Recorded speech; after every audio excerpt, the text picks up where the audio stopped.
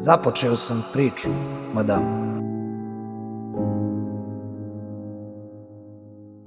Tugujem ti jutra. Kakve biste slike imali u glavi? Šta biste radili da nismo u ratu?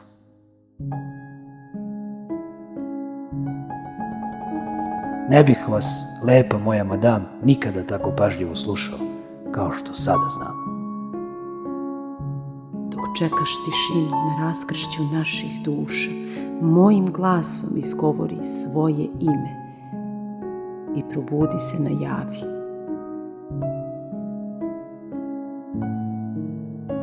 Očajan sam, madam.